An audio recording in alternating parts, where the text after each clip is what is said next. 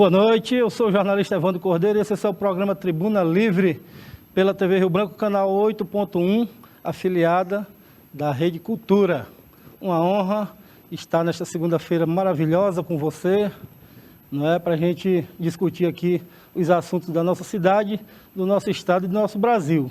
Ao meu lado direito, doutor Narciso Mendes de Assis, nosso comentarista, nosso debatedor, e à esquerda, Osmi Lima. Dois ex-deputados constituintes, né? Gostei da esquerda e direita, sabia? O Osmi está à esquerda, né? Minha esquerda só aqui. E no programa de hoje, eu e eles dois, nós vamos ter a honra de estar recebendo aqui dois vereadores dos mais polêmicos da atual legislatura. A médica Michele Melo. Obrigada. Está aqui do nosso lado direito. E o vereador Adailton Cruz, que é enfermeiro, né? E também polêmico. Foi presidente do sindicato, ainda é, né, presidente? Ainda. Mas a gente vai conversar com eles daqui a pouquinho, depois do intervalo, eu te espero, rapidinho.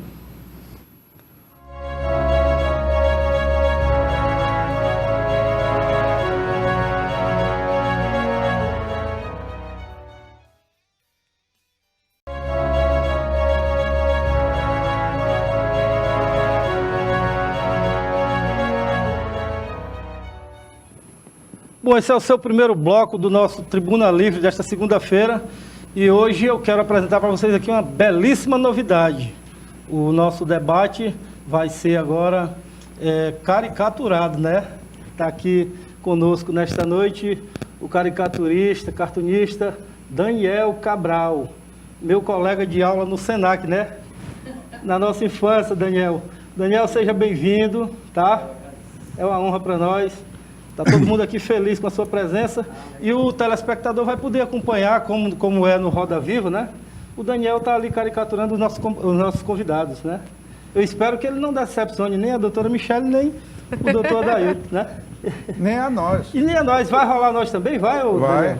Eu, Narciso e Osmi?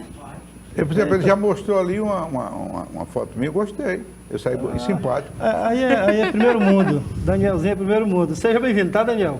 Obrigado por prestigiar o nosso telespectador com a sua bela arte, tá bom? Eu vou começar dando boa noite aqui para a vereadora Michele Melo. Boa noite, vereadora, tudo bem? Satisfação tê-la no nosso programa, tá? Obrigada, a satisfação é minha estar aqui com vocês. Experiência política pura, não só a nível acreano, mas a nível nacional. Eu tenho certeza que vai ser um prazer a nossa conversa. Obrigado por sua vinda. Vereador Adailton, obrigado por ter vindo também, tá? Obrigado, Evandro. Eu que agradeço a oportunidade. Para mim é um prazer estar aqui com pessoas extremamente experientes e estar levando para a população de Rio Branco, do Acre como um todo, a realidade que a gente vive na administração municipal e os principais desafios. Então, para mim é um prazer. Estamos aqui para debater e até o fim. Antes de mais nada, de a gente começar o nosso debate aqui, eu quero fazer uma pergunta básica aqui para os dois. Vocês batem no paro para ver quem responde primeiro. E aí, 1 ano e meio, perto de 2... um ano e meio, né? Isso. De gestão municipal. E aí, qual é o panorama que vocês têm? O que vocês trazem aqui sobre a gestão Bocalhão? As mulheres primeiro, sempre. Olha, hoje eu vim com a intenção de romper, porque só tenho eu como mulher. Da próxima é você, que a gente está aqui em pé de igualdade. Então, eu costumo dizer que a minha crítica ao Bocalhão não é a ele, mas a gestão que é feita por ele. É a falha na execução das políticas públicas, a falha na execução de falar e tratar realmente sobre saúde, sobre educação, infraestrutura, a agricultura familiar, o emprego e a renda que ele tanto falou na campanha. Então, a gente viu nesse ano e meio uma falha de execução gigantesca. E todas as vezes que eu falo isso, me chamam de polêmica ou dizem que eu sou muito crítica, mas é para isso que nós, vereadores, estamos. Para fazer com que a gestão ela saiba qual caminho andar, o que executar, para que a população esteja contente, realmente chegue na população o poder da política, que é o de mudar a vida das pessoas. Então, eu acredito que quando a gente é eleito para ser prefeito ou para ser governador, a gente gera esperança, a gente gera nas pessoas uma sensação de que agora vai melhorar. E, infelizmente, a decepção com a gestão do Tião Bocalhão, ela é plausível nas ruas. Todos que a gente conversa que votaram nele dizem que não votariam mais. Então, para continuar sendo voz, representando o meu povo, para mim a gestão dele é uma decepção. Vereador, o senhor tem o mesmo sentimento? Bem similar. Na verdade, eu tenho a impressão e, ao longo do tempo, hoje quase um ano e meio, eu tenho a certeza absoluta que o prefeito Iambu Calão não estava preparado para administrar Rio Branco. E não era só da parte, quando se fala de honestidade, de perfil, de cidadão do bem, não. Eu falo de estrutura técnica, de equipe que planeje, que execute, que faça o que as pessoas esperam que Rio Branco precisa. Infelizmente, ele tem uma equipe que é limitada, se sobressair um ou outro, e isso tem prejudicado muito. E a postura dele também de evitar ouvir a voz do povo e também dos próprios parlamentares tem prejudicado bastante. Nós perdemos 2021 por processo administrativo de Rio Branco, foi um ano jogado fora. Ele não soube como agir no transporte público, na gestão dos problemas sérios da pandemia com relação à saúde, com relação à educação, e ainda trouxe para si um problema que eu, sinceramente, enquanto prefeito, jamais teria coragem, que foi o processo de municipalização da parte de saneamento básico, o DEPASA, que já é um problema que o próprio Estado, que tem uma estrutura financeira bem superior, não quis. Como é que eu vou assumir um problema desse? Eu não consigo resolver nem o problema do ônibus, o problema da escola, o problema da rua, do bairro. Não dá. Então, a gente precisa pôr o pé no chão, planejar e fazer. Infelizmente, a impressão e a certeza que eu tenho hoje é que ele não estava preparado, mas eu torço que ele consiga colocar as coisas nos eixos e a gente consiga andar. Narciso, bem, eu vi aqui 2 vereadores que teceram, eu diria que graves, não diria tão grave, mas críticas em cima da administração do atual prefeito. Eu pergunto o seguinte: como é o relacionamento dele com a Câmara de Vereadores, de uma forma geral? Ele tem maioria que apoia essa administração da forma como vocês estão colocando? Então, eu aproveito a fala do vereador Adailton para dizer que eu acredito que quando ele foi eleito, ele ganhou o direito de jogar a partida, né? Eu acredito que os 4 anos no Executivo é como se fosse uma partida de futebol. Ele já devia ter o time dele escalado, já devia saber onde estariam os seus melhores jogadores, como fazer. E isso não havia, desde o começo ele disse que a base dele iam ser os 17 vereadores, não houve tratativa real com a Câmara Municipal e só depois da denúncia que pediu o impeachment do prefeito é que foi construída realmente uma base.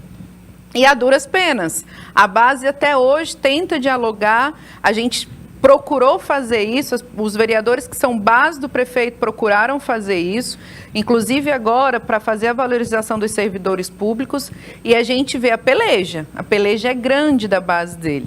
Ele tem uma maioria, mas uma maioria que ainda não está 100% relacionada com ele, aproximada ao projeto, porque aparenta que não há projeto. Aparenta ser aquele jogador que sempre quis jogar a Copa, e quando chegou lá, ficou lá parado e não soube o que fazer. É o que aparenta a gestão dele hoje. Você, Como programa? a opinião dele aqui Me também. deixa que eu, primeiro, a despeito da simpática apresentação da nossa vereadora, e isso para mim não é surpresa, o vereador Adailton traz uma questão que era mais do que evidente. Vereadora, quando eu cheguei no Acre, só tinha 7 engenheiros. Você imagina. 50 anos, né? Eu estou falando de 50 anos atrás. E vim para o Acre como engenheiro sanitário para fazer as primeiras redes de esgoto de drenagem pluvial da nossa capital. E a questão do saneamento básico é talvez, em relação à saúde, os que custam mais, o que depende mais de recursos públicos. Prova disto, vereadora, que nenhum município do Brasil Embora a Constituição determine que o serviço de saneamento seja municipal, nenhum município suportou. Aí estadualizaram isto. E os estados não estão suportando e já se pensa em federalizar. É verdade. Falando do prefeito, eu há 1 ano e 4 meses que não o vejo. E não estou com saudade dele, não, com toda a honestidade. Por que, Narciso? Porque não estou. Rapaz, tão simpático. Eu estava com saudade mais da vereadora que teve aqui há 15 dias e que dele. Como o programa está começando, Não, mas não é possível que daqui para o segundo bloco não vai aparecer alguma coisa boa do Tião Bocalão aqui, por não, favor, né? viu, vereador? Vamos buscar. Então, o que é que acontece? O que é que acontece? Eu conversei com ele antes dele Tomar tomar posse. posse. Ele esteve comigo e eu disse: repense essa questão de municipalizar o serviço de saneamento básico. Vereadora, eu estou falando aqui como engenheiro agora. Para você melhorar o sistema da Avenida Ceará de abastecimento de água e de esgoto, você tem que quebrar todo o pavimento, você tem que esfolar a rua inteira para fazer as ligações prediais. Aí você termina, quer dizer, então a recuperação de uma rua como a Avenida Ceará é de tal ordem que o tesouro do município todinho não dá. Agora, o que é que me pareceu? Ele vinha de uma experiência política como prefeito, que só tinha 2 ruas. Aí veio tomar de conta de uma cidade mal planejada, mal saneada, e quis adotar os mesmos métodos que adotava lá em Acrelândia. Resultado, quebrou a cara. E os prejuízos decorrentes dessa atitude, nós ainda vamos pagar. Sim, mas tu tinha alguma pergunta para fazer? Não, eu queria fazer os já comentários. fui pronto. Mas eu concordo com o seu posicionamento com relação à postura que tinha ele enquanto gestor de uma cidade com um pouco mais de 12 mil habitantes. E essa postura, ela se refletiu inclusive com a relação entre o Executivo e a Câmara Municipal. Uma coisa é você ter uma relação em Acrelândia com 8 vereadores, outra coisa é ter uma relação aqui com 50% da população residindo aqui, o orçamento aqui, os problemas aqui e a necessidade de se inovar e ter condições de avançar. Infelizmente, ele não tinha, e eu acho que ainda não conseguiu implantar uma equipe que tenha capacidade resolutiva disso tudo. E vai ter muita dificuldade com relação à parte de saneamento básico, principalmente da parte técnica e financeira. Para estruturar tudo que a cidade precisa, ele vai precisar de muitos recursos. E para manter praticamente o triplo. Quando é que nós vamos conseguir isso? Eu não acredito que consiga. E a gente começa de uma base falida. Porque eu tive uma conversa com o Tião Bocalon, onde eu falei para ele também o mesmo conselho que o senhor deu. Não faça, nós não temos condições. Se você anda um pouco em Rio Branco, vamos pegar o Caladinho, que é um índice populacional enorme, de famílias jovens, crianças, que não tem uma estrutura de saneamento básico. Não tem. E para resolver o problema do saneamento básico de lá, não é só a questão de ter ou não ter dinheiro. É preciso que seja realmente reconhecido como bairro, é preciso que realmente as áreas de proteção ambiental elas sejam colocadas no seu devido lugar, é preciso que o plano diretor de Rio Branco ele seja reformulado. Então, como a gente fala em tomar conta de um saneamento de um município, uma cidade que a gente não sabe nem o tamanho dela? Então, eu tive falando isso com ele e ele menosprezou essa ideia. Eu falei, é só, Michele, acertar as contas. É só a gente começar a cobrar as contas direitinho, porque a maior parte não paga. De como que você cobra de uma população que não tem saneamento, que é no gato, que é no cano, que é na bomba clandestina? Como que você cobra? Sempre vai estar água estourada por todos os cantos. Mas, vereadora, a conta nunca vai fechar. nós temos um problema grave no Brasil, que é a centralização dos recursos no governo federal. nós temos que reconhecer também que há um empobrecimento de quase todos os municípios brasileiros, de uma forma geral. Se você olhar o orçamento municipal, muitas vezes, e do Estado também, você olha para investimento, não sobra praticamente quase nada. O Congresso Nacional, este ano, deve iniciar a reforma tributária. Agora aí, vocês vereadores precisam fazer gestões junto com os deputados estaduais, perante a Câmara Federal, pressão perante os nossos parlamentares federais, para que a reforma tributária seja feita de forma proporcional à miséria de cada município.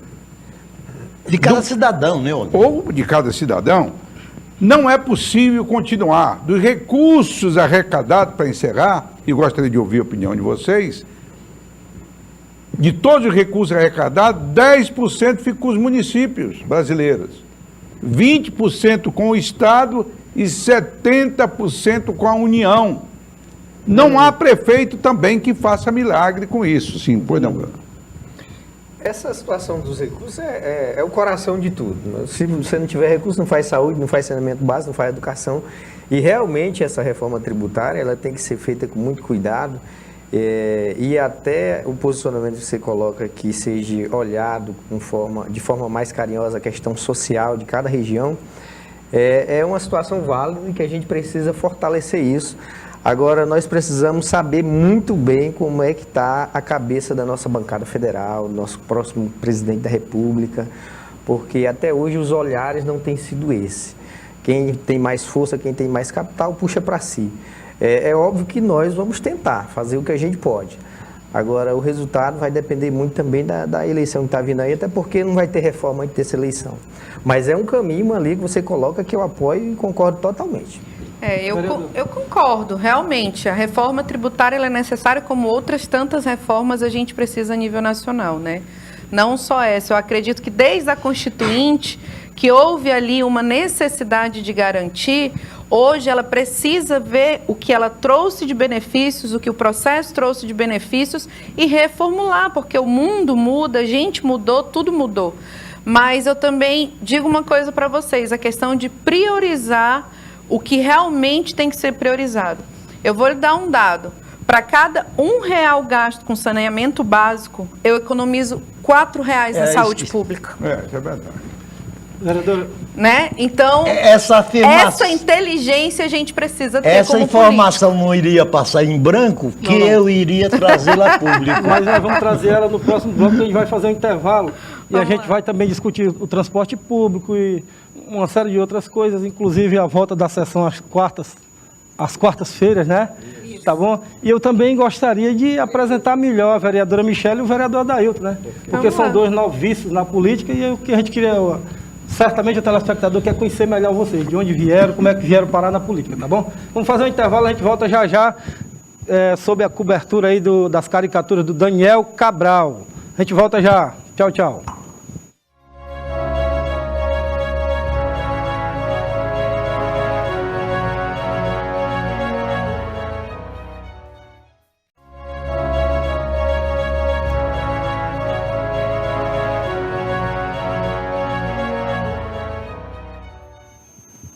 Voltamos com o segundo bloco do Tribuna Livre desta segunda-feira pela TV Rio Branco, canal 8.1, afiliada da TV Cultura.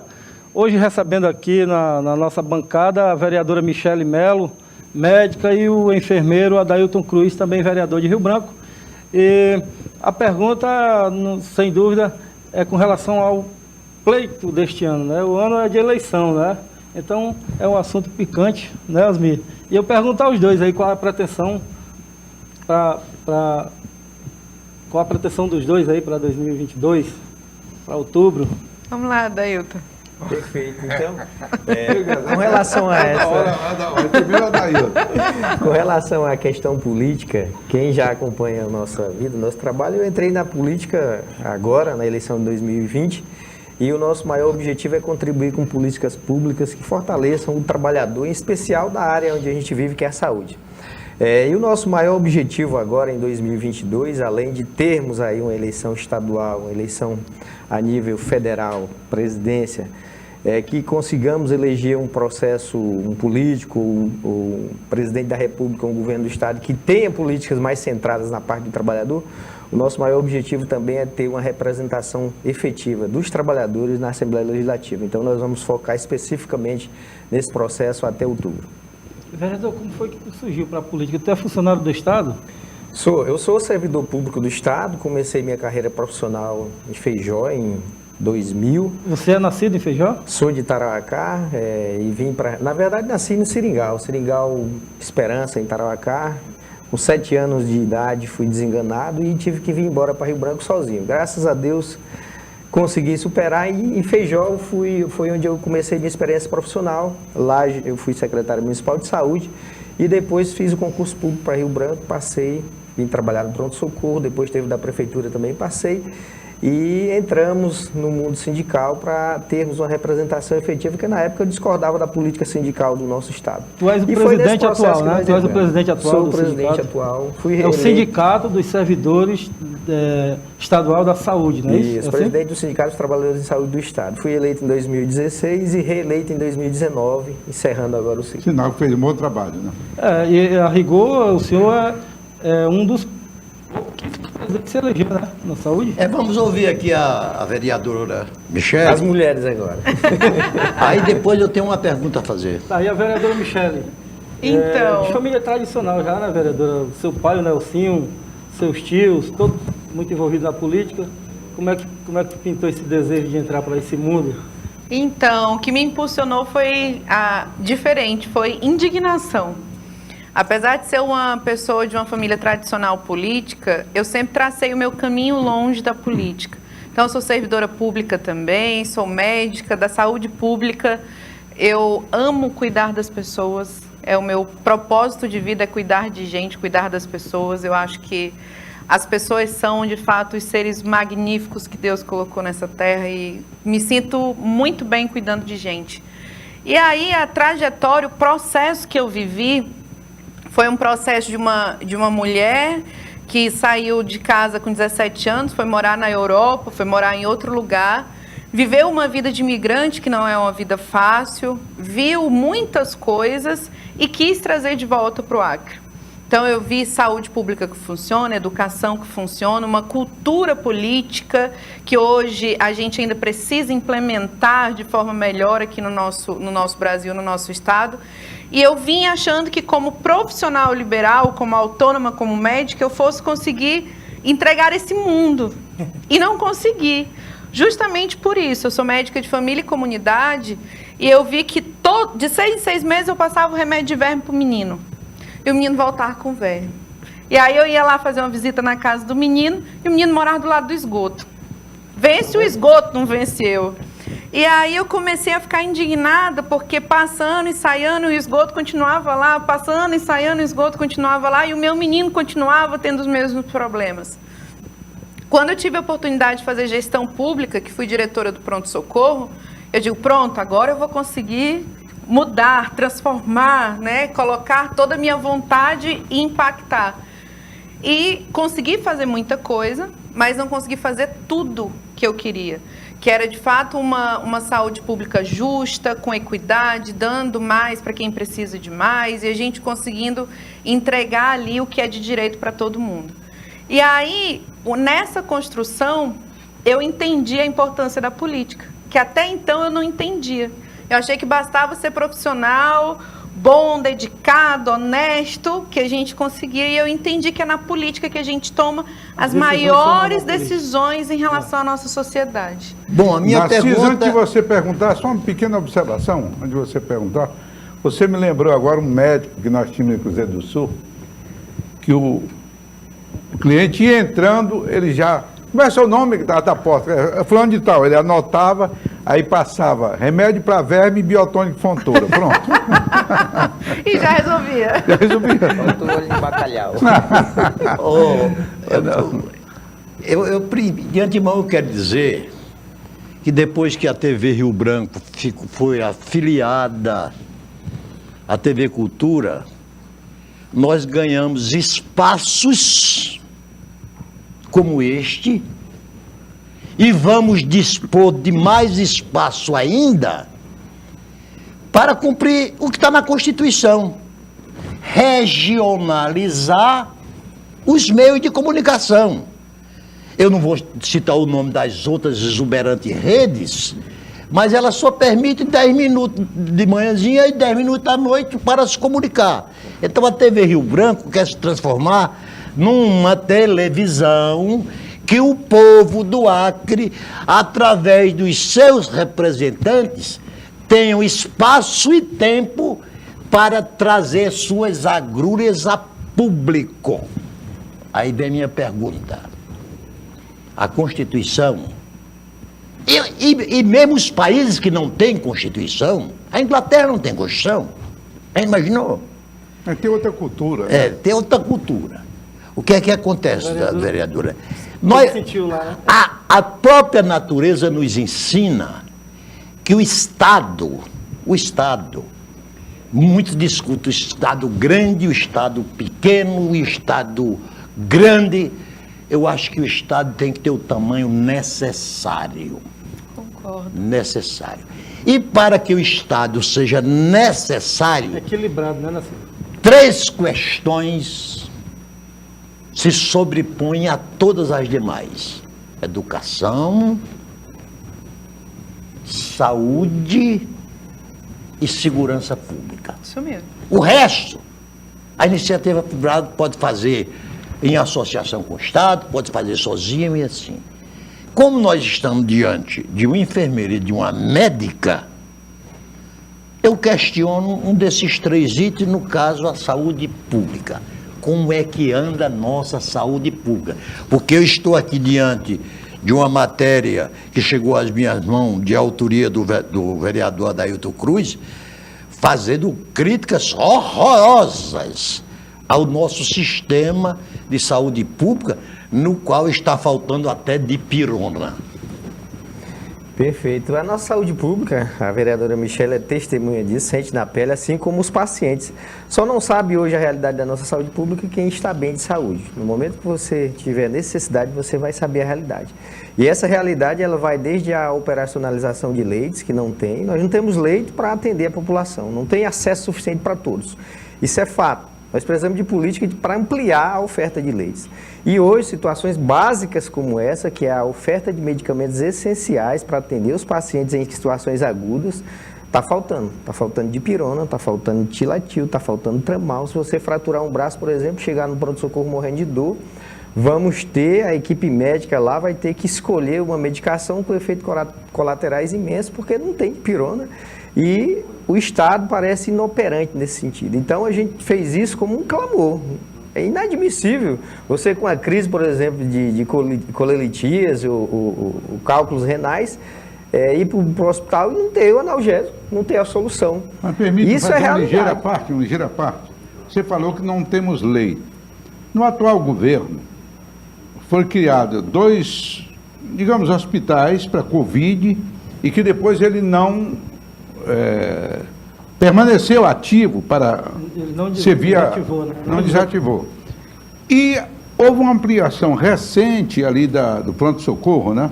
Mesmo assim, o problema ainda é de leitos. O problema é de leito e de falta de profissionais e vai continuar. Nós tivemos um aumento de 100 leitos do hospital de campanha aí no INTA e agora o pronto-socorro teve essa ampliação de mais 100 leitos.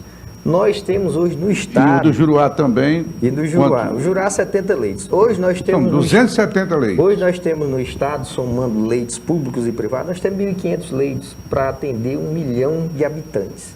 Nós precisamos ter, segundo a Organização Mundial de Saúde, no mínimo 3.000 leitos. Nós não temos nem a metade da estrutura mínima recomendável. Então nós precisamos de política pública de recursos, que capte recursos e que invista de fato. Nós temos hoje 7.000 trabalhadores em saúde, nós precisamos de 12.000. Mas a iniciativa privada aqui, então, é insuficiente. É suplementar somente. Somente. Questão de comodidade, caso grave, é o serviço público. Se o governador tiver um problema sério, ele tem que ir para o serviço público, senão ele morre. Até que chega uma UTI de Brasília, que demora 4 horas para chegar aqui. Por exemplo, tivemos um caso aqui do Narciso. O Narciso aqui houve um problema que aconteceu gravemente. Eu vi no resultado do exame. Ele está vivo aqui, graças a Deus, né? E Deus estava me esperando, bem ter mais nada. Sim, eu soube lá, todo cara meio aborrecido, mas estava esperando. Agora, ele foi salvo pelo serviço público. Foi lá no pronto-socorro, onde houve um atendimento que a iniciativa privada não daria conta aqui no Estado. Ele teria que ir para a iniciativa privada de outro Estado. Mesmo assim, sim, outra coisa que eu quero dizer para vocês, eu li um relatório do SUS, aí de governo passado, foi dentro desse governo, então estou muito à vontade para falar, que o melhor atendimento do Brasil no SUS era do Acre, o primeiro lugar no SUS. E o último atendimento, e aí era insuspeito, que era do governo do PT, e o último atendimento era em Brasília, que era governado pelo PT também.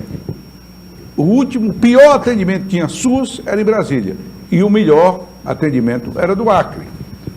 A senhora Bem, também tem essa visão, vereadora? Então, o que é que piorou? completando o que o Adailton falou dos leitos, é que a gente tem que ter uma concepção de leito diferente do leito de cama. O leito da saúde, ele não corresponde só à cama onde o paciente deita. Ele tem um número de profissionais que precisam assisti-lo, ele tem os equipamentos que precisam estar lá, ele tem o colchão, ele tem o lençol, ele tem toda a hotelaria hospitalar. Hoje nós temos problemas nos hospitais de que a gente não tem lençol. Você já parou para imaginar? 270 leitos ampliados que não tem lençol, muitos deles não têm colchão, muitos deles não têm a escadinha para o paciente subir, muitos deles não têm os equipamentos para ficar aferindo a pressão. A gente tem problema de glicosímetro para medir a glicose do paciente. A gente tem problema de que os profissionais são insuficientes.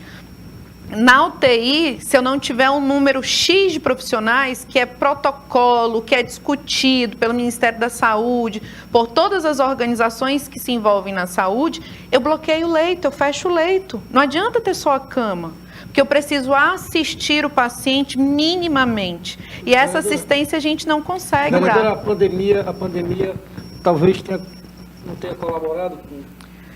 Eu vejo a pandemia... Ela ter servido, por exemplo, como para que o governo levantasse 2 hospitais de forma imediata. Mas, em compensação, ela não pode ter colaborado. Assim, eu vejo a pandemia como uma grande lupa. Ela não é causa suficiente de nenhum malefício que nós estamos passando hoje. Ela foi uma lupa que mostrou para a gente o precário que nós estamos em relação à saúde pública. Mas eu pergunto o seguinte, vocês não reconhecem, então, nenhuma qualidade no serviço de saúde pública no Estado? Eu acabei de citar um exemplo do senhor Narciso Mendes, que está aqui sentado ao meu lado. Tudo bem, Narciso? Tudo bem. Então, ele foi salvo pelo serviço de saúde pública, porque não poderia contar com a iniciativa privada aqui no Estado, diferente de outros lugares. Por exemplo, em Brasília, eu falo à vontade, o serviço público de Brasília é realmente de péssima qualidade. Onde é que nós vamos? Para a saúde privada, que lá é de boa qualidade. E em virtude dessa inversão que eu estou colocando para o Estado, vocês não reconhecem mesmo assim? Ah, não, eu reconheço a saúde pública do Acre, pode ter certeza. Como eu disse anteriormente, 90% dos nossos acreanos, mais de 90%, eles dependem da saúde pública. Perfeito. A saúde pública aqui, ela tem um papel fundamental, inclusive nas questões educacionais, preventivas e não só nas assistenciais. Eu, como médica de família, que é da saúde pública, da atenção primária, a gente vai na casa da pessoa ensinar como é que ela tem que comer se ela for diabética. A gente faz uma questão educacional, a gente faz uma questão preventiva, a gente ajuda as políticas públicas. A saúde pública, ela aqui no Acre principalmente, com baixo poder aquisitivo, com 10% das pessoas que concentram a riqueza do nosso Estado de fato e de direito. A gente precisa da saúde pública. O que eu coloco aqui é que a gente retrocedeu em alguns aspectos, nós não avançamos no que nós teríamos que avançar e nós precisamos recuperar isso. Quando nós temos um momento pós-pandêmico, que falta de pirona, que falta não é um remédio específico, são mais de 10 medicações que são essenciais. Então, a gente está falhando no sentido de conduzir. Agora, a saúde pública no Acre, ela tem que ser prioridade de todo o governo, porque ela é de fundamental importância. Presidente. O nosso sistema de saúde, eu particularmente, tenho muito orgulho do sistema em si, dos operacionalizadores deles, que são os trabalhadores. Mas nós não podemos colocar debaixo do tapete as mazelas que tem o sistema. Sim. E que não é culpa de quem operacionaliza, é culpa de quem faz a política pública, porque o doutor Narciso Mendes foi salvo pelo sistema público do Acre, mas ele foi salvo porque ele teve sorte de ter espaço e ter leito. Pode ser que o João, a dona Maria, que está hoje com colelitias, tem uma pancreatite, vá lá para o pronto-socorro e não tenha sequer um leito para ela ficar e ela vai morrer. Então, o sistema, quando você tem acesso, você tem um atendimento de melhor qualidade no estado. O problema é que você não tem como dar acesso a quem realmente precisa. Vá lá para as filas ortopédicas, neurológicas, as filas cirúrgicas lá da fundação. 10, 12 mil pessoas aguardando a cirurgia, morrem e não conseguem. O nosso sistema, ele é seguro. Entrou e teve espaço, você tem um atendimento de qualidade, porque quem está lá faz. O problema é que não tem espaço para todos. Só um instantinho, Evandro. Basta ver, Osmi, a notícia que nós tivemos essa semana. Na maternidade Bárbara Eliodoro, as gestantes estão parindo no chão com colchonete. Então, elas adentraram, mas não têm o acesso garantido a uma assistência otimizada. Realmente, eu, por exemplo, eu não tenho um plano de saúde, eu sou SUSão. Eu apoio o SUS e uso o SUS, e minha família usa o SUS. Então, eu acredito na nossa saúde pública, mas infelizmente a gente está tendo isso. Grávidas que estão parindo no chão porque não têm acesso ao que deveria ter. Então, só para concluir, antes de você encerrar esse bloco, então você nos elogia pela criação do SUS. Nossa, o SUS é vida. Tá aqui os dois aí. O SUS foi a melhor coisa que foi feita na Constituição. Eu estudo o SUS, eu amo o SUS, eu gosto da gestão do SUS. E outra coisa, ninguém tira para mim que o SUS é de fundamental importância, porque eu vi, o SUS é baseado na política de saúde da Espanha e da Inglaterra. E eu vivenciei durante quase 10 anos o SUS na Espanha. Então, eu tenho certeza que ele pode funcionar, ele tem como funcionar e entregar aquilo que os senhores sonharam. Basta a gente construir um caminho. É claro que os dois vereadores têm o discurso deles, né? Para as comunidades as quais eles representam. Mas será porventura que, por se tratar de um ano eleitoral, esse discurso de vocês não está muito ácido, não? Mas isso a gente vai discutir no próximo bloco, porque a gente vai fazer um intervalo e volta já já.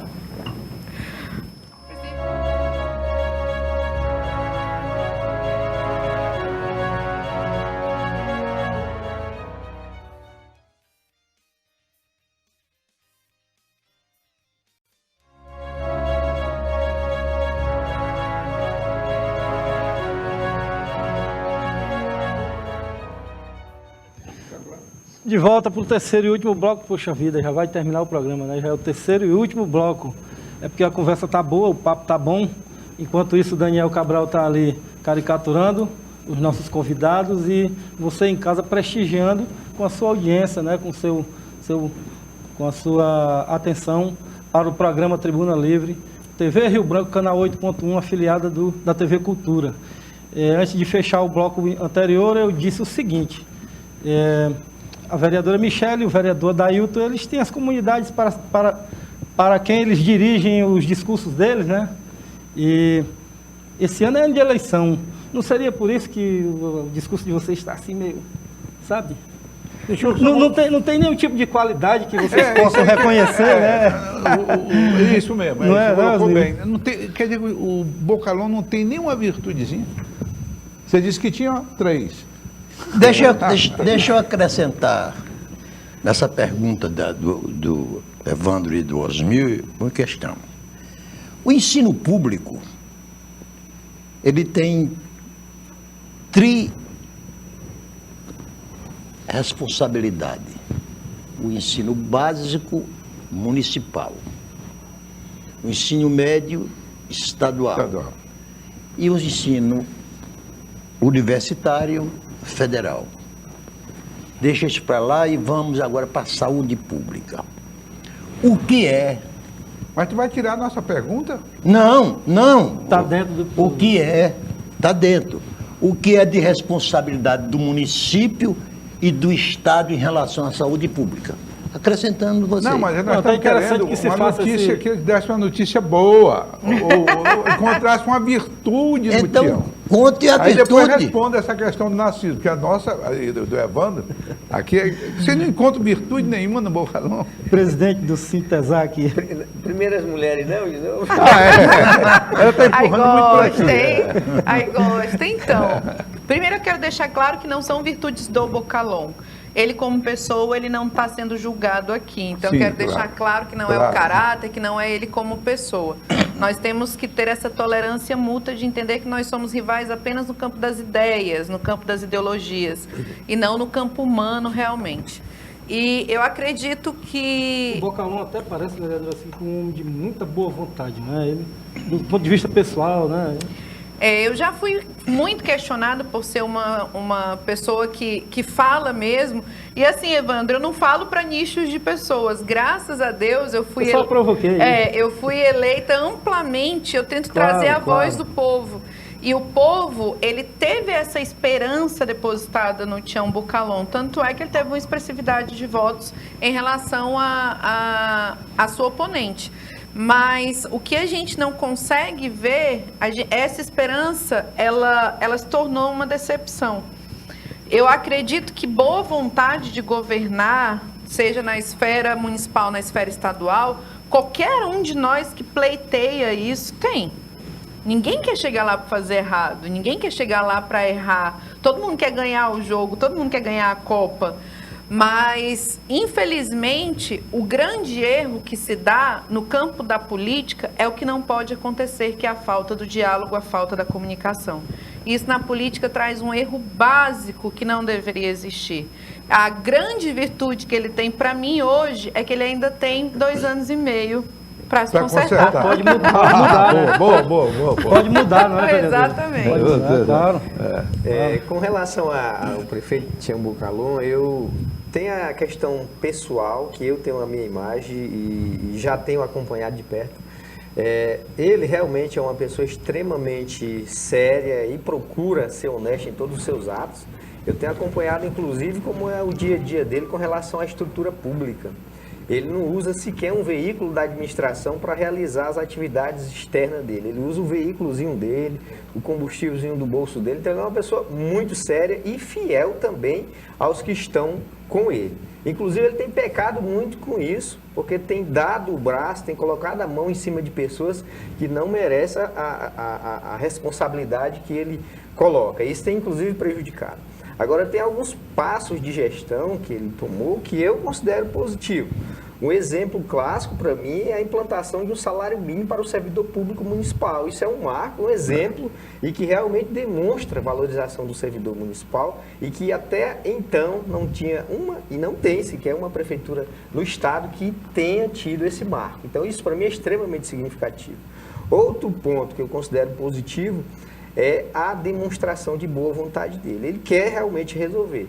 Agora ele emperra na questão técnica da sua equipe, que infelizmente precisa ser modificada. Você também concorda com esse elogio ao aumento salarial recente que o prefeito deu aos seus funcionários? Eu já venho pegando o nome de chata, né?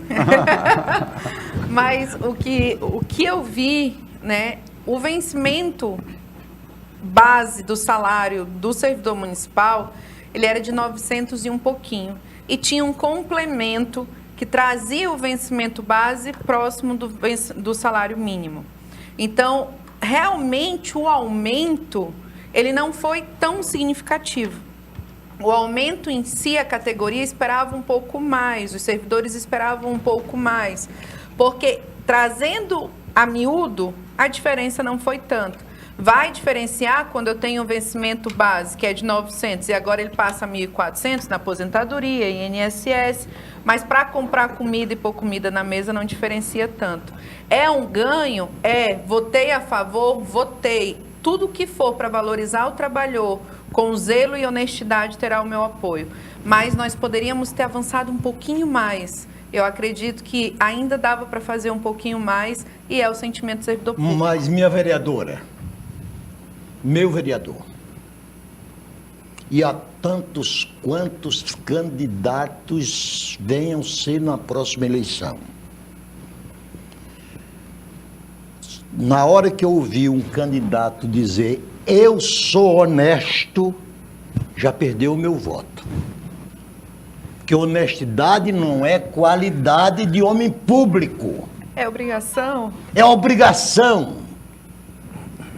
Por quê? Mas, infelizmente, Narciso, no Brasil o negócio está tão avacalhado que os caras têm que usar esse discurso. Não, vamos botar a carapuça na cabeça de quem merece. A Operação Lava Jato, que fez com que o Brasil todinho se rendesse aos seus falsos propósitos, criminalizou a política de tal sorte que qualquer cidadão, quando olha para um político, já o vê como um ladrão. Sim. Então, o que um político deve ser é competente, porque se ele for competente, não será desonesto. Pronto, Exato. simplesmente Não, mas isso. aí muitas vezes tem aquele refrão antigo que diz, rouba, mas faz. Aí isso é um problema também, né? Mas, Narciso, permitam aí que eu acho que tem um assunto fundamental que eu não poderia deixar de tocar para os dois vereadores. E nós já estamos discutindo sobre isso. Hoje, o grande problema do governo federal chama-se Previdência Social. Está dando cada vez mais um rombo no caixa do governo. A do Estado, o governador deve estar repassando hoje mais de 50 milhões mês para cobrir o rombo do Estado. Como é que está a Previdência do município de Rio Branco? Com relação à Previdência do município de Rio Branco, ela tem uma realidade bem diferente do país, inclusive do Estado. É um instituto de previdência que ele está saneado até o momento, considerando a expectativa de vida que tem os riobranquenses e o número de servidores públicos municipais que a gente tem. Com a própria reforma previdenciária que foi feita a nível nacional, essa situação ficou tranquila. Eu hoje, até o momento, não consegui identificar déficit na Previdência Municipal. Eu acredito que ela está numa situação de equilíbrio, inclusive quando aumentou a contribuição patronal e dos próprios profissionais, dos trabalhadores, isso equilibrou bastante. E só um processo de má gestão muito grande que vai tornar ela desequilibrada.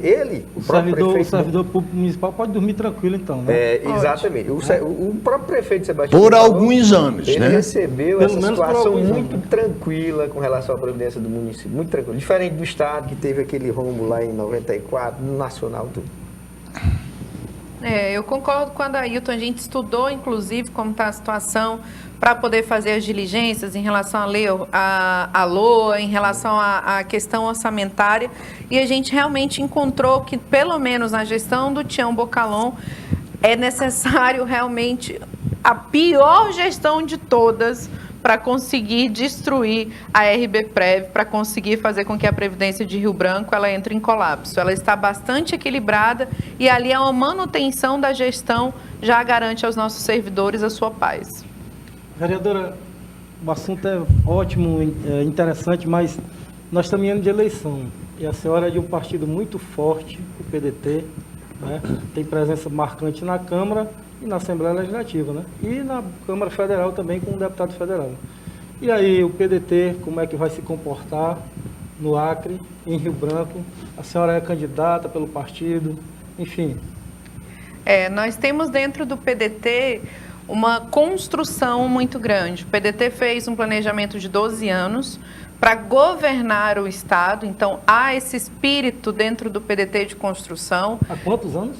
Em 12 anos, já começou lá atrás, em 12 anos que a gente possa estar governando o Estado para trazer o projeto que o PDT tem para o Acre. E a gente tem muitas pessoas, muitos diretórios, muita gente que quer ver isso acontecer. Então, eu sou candidatíssima pelo PDT, Inclusive, conversei com a Nacional, conversei com o Lupe, conversei com o Emilson Farias, que hoje é presidente da estadual. E lá em janeiro, não sei se vocês lembram, eu coloquei meu nome à disposição, inclusive para disputa majoritária. Porque eu acho que a gente tem que debater. Não é uma questão minha de ego, mas eu acredito que a gente tem que fortalecer esse debate para que Essa a gente... majoritária seria o quê? Nós temos aí... O telespectador entender Isso, bem. para majoritária é o Muito nome bem. para governo. Nós Pra nos governo. colocamos à Quer disposição. dizer que o partido da vereadora já está se antecipando, pelo que eu entendi, que ela já está fazendo a campanha dela de governador. O nome com dela 12 está anos sendo de trabalhado, viu? O nome dela está sendo não trabalhado. é nem só o meu nome, é a ideia. Nós precisamos pegar, Claro. transformar a política agora. O mundo anda acelerado, a gente anda querendo mudanças e transformações. E a gente tem que estar disposto. Qual é o jovem que não entra na política, que não quer estar disposto a trazer suas ideias e a governar o seu estado? Seria uma grandíssima honra, disposição e coragem não me falta. Mas nós temos construído com a minha base pessoal e também com o apoio do PDT uma candidatura prévia para deputada federal. Então, eu costumo dizer, como eu digo para o meu grupo, é de federal para cima. A de majoritária já, digamos assim, que já... Sendo curtinho e grosso, a pergunta é pequena. População, os eleitores brasileiros representam 52% das mulheres. Exatamente. 48% de homens. Quantos vereadoras tem lá? 2 mulheres. E quantos homens? Diz 15. 15. 15 a 2. Por que mulher não vota em mulher? Então, inclusive eu já participei de vários fóruns, eu sou líder do Vamos Juntas na Política, que é um movimento apartidário que busca lideranças femininas. Vamos Juntas na Política. E a gente é um movimento nacional apartidário que busca lideranças femininas para estarem nos locais de poder. A gente tem uma cultura patriarcal muito grande, onde os homens sempre foram os cabeças. Então, culturalmente falando, para que uma mulher acredite em outra mulher como que ela possa ocupar uma posição de governo, uma posição de liderança, há uma dificuldade. Nós precisamos de nomes renomados para que isso aconteça e de muita luta, muito mais do que os próprios homens. Então, é por isso que mulher não vota em mulher, mas a gente está mudando isso. É interessante sobre isso, depois vamos ouvir, vereador, que nos partidos políticos, de uma forma geral, tem aquele percentual de 30%, aquele percentual não é para mulher, ao contrário do que diz. É para gênero. É para o gênero. Pode ser 70%, numa chapa, 70% de mulheres e 30% de homens. E o inverso. Porque muita gente acredita, não, nós temos 30% destinado aqui às mulheres. Negativo, não tem nada a ver. Agora, mesmo com os 30%, os partidos têm tido as maiores dificuldades em encontrar candidatas.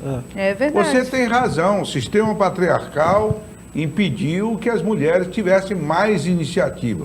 Mas estamos em novos tempos. Esse processo é longo, né? Esse processo é O longo. processo da política ele é Pois não, conhecido vereador. por todos nós. Não, isso não é só patriarcal, Osmi.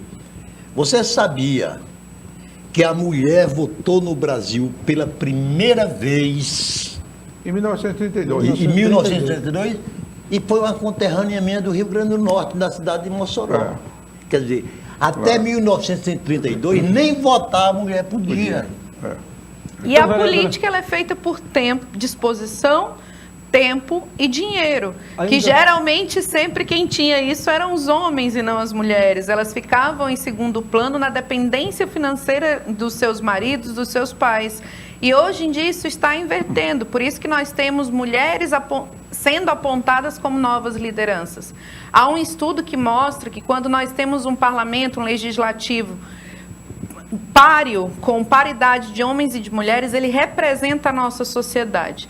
Então, a gente tem também na sociedade ofertas de emprego páreo para homem e para mulher, a gente tem posições de liderança ocupadas por homem e por mulheres, a gente tem salários iguais pagos para homens e para mulheres. Então, realmente, hoje, a gente tem, na vereança, uma vereadora que foi reeleita e apenas uma eleita, de fato. Então, tem muito para a gente lutar. As mulheres são mais honestas do que os homens na ocupação do serviço público.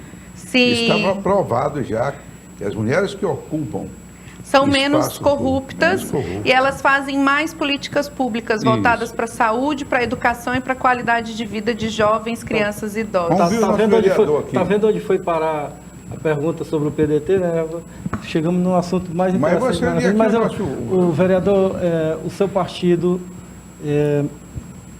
disputou a prefeitura da capital em 2020 com apoio do governador.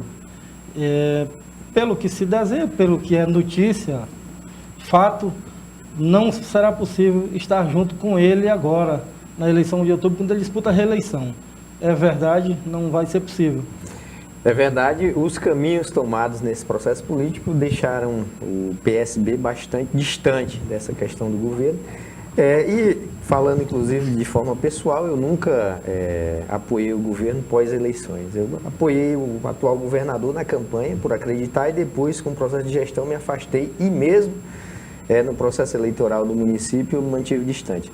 Hoje o PSB tem um candidato a governador que está determinado, fazendo o seu trabalho, seu plano de governo, visitando, trabalhando, acompanhando o Acre de ponta a ponta. Tem também a sua chapa para deputado estadual, deputado federal e está trabalhando... O senhor está em qual dela? Estadual.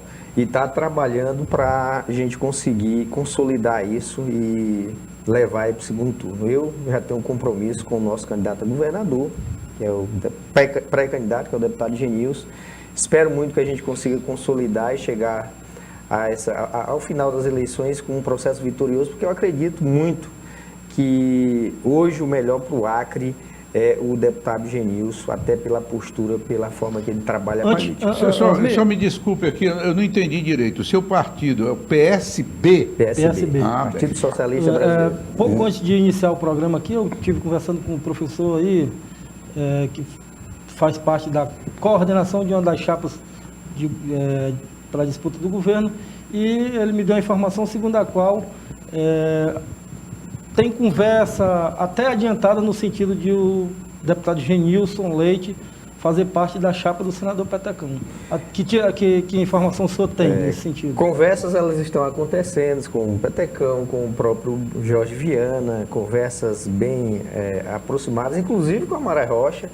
Agora, a linha que está sendo mantida dentro do PSB é não abrir mão da candidatura a majoritário do Ele deputado disputa o Genilson. governo. Pelo menos Ele por disputa, enquanto, né? E foi o que ele me falou pessoalmente há 5 dias atrás. Vereador Adailton, minha vereadora, nós hoje somos vítimas de uma legislação política partidária eleitoral que permitiu que no nosso Congresso Nacional, tivesse representante de 27 partidos distintos.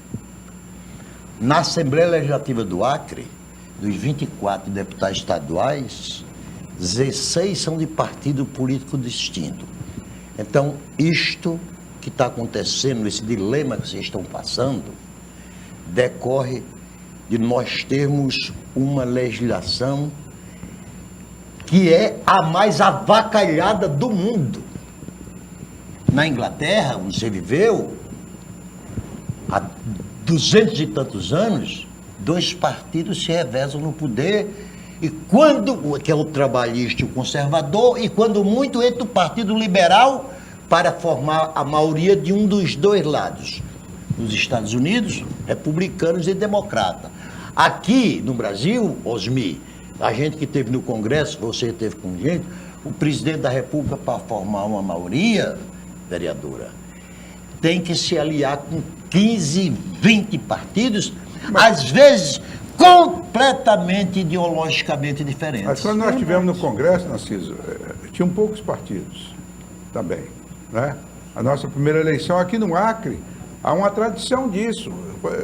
Lamentavelmente acabaram. Quem é? Era o PTB e o PSD no passado. Eram 2 partidos. Depois entrou a UDN. A UDN, A UDN sempre foi muito fraquinha aqui no estado. Aí depois foi transformado no PMDB e Arena. Era o bipartidarismo. O que é a importância? Eu acho que deve existir todas as correntes de pensamento. Mas qual era a grande vantagem que nós tínhamos no bipartidarismo, a qualidade dos candidatos. Eu já repeti aqui no programa, eu já vi anúncio feito no jornal por partido político, nós temos vagas para candidato a deputado estadual. Isso é uma anarquia. Isso é o fim do mundo, mano. Isso não existe. Mas, Osmir, eu não me reportei a bipartidarismo, não. Porque nos Estados Unidos Eu sei. tem dezenas e dezenas de partidos. Agora tem as cláusulas que impedem, porque a molecagem se dá no pós-eleição, nas formas de elegibilidade. A primeira-ministra da Alemanha, Angela Merkel, na última da reeleição dela, ela precisou fazer a compulsão com mais um partido, um único, para fazer a maioria no parlamento. Enquanto aqui no Brasil, você vê o PP, PMDB, PS, já pertenceu a todos os partidos políticos que foram eleitos. Você não precisa para encerrar esse tema, eu acho. A janela partidária, porque maior indecência do que isso. Uma vergonha, né? Pois é, tem E que ainda fazer tem um fundo federação no aí, meio. né? Ainda tem o Partidos, fundo. né? Bilionário. Mas olha, infelizmente o tempo da televisão Felizmente a gente perde a política de Platão, aquela política Ah, ideológica isso com aí. suas bases ideológica, fundamentais. infelizmente. Felizmente. E infelizmente também, vereador, o tempo de televisão já viu como é que é, né? É covarde. Eu queria começar a agradecer a vocês aí, agradecer, né, a vocês todos que vieram prestigiar a gente. Eu quero dizer que a vereadora Michele, pessoalmente, nem parece aquela valentona que ela é, não é? Eu gostei. Ela parece tão meiga, né, às vezes assim, mas é valente, é Você brava. ficou encantado, Mas aí a mano. gente descobriu aqui que ela está sendo preparada para ser governadora do Acre. E isso é bacana, né? Ela mesmo que revelou isso, né? Não Deixou tardará. Deixou claro. Deixou claro, né? Não tardará. Tem qualidade, tem qualidade. Tem.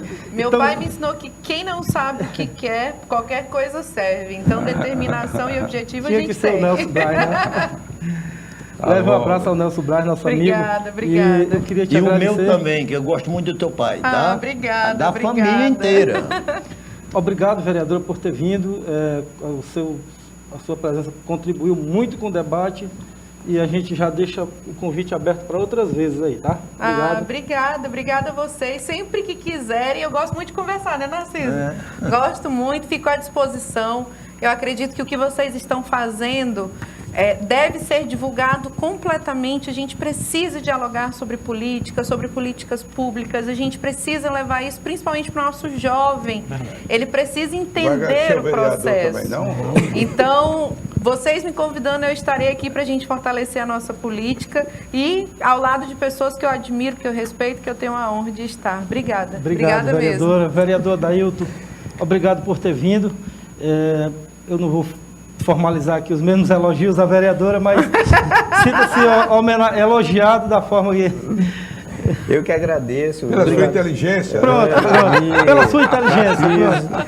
Para mim é uma honra estar com vocês, estar participando, contribuindo e também aprendendo, porque a nossa vida é um aprendizado e sempre procurar pôr em prática o que a gente acha correto.